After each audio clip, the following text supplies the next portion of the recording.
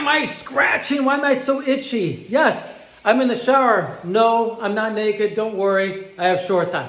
But I'm here today to demonstrate to you what happens to so many of us.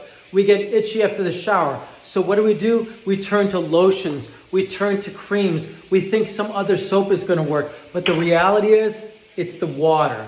So many cases, it's actually the water. Because as the water sits in an aquifer or sits in a lake or runs down a river, it comes in contact with rock.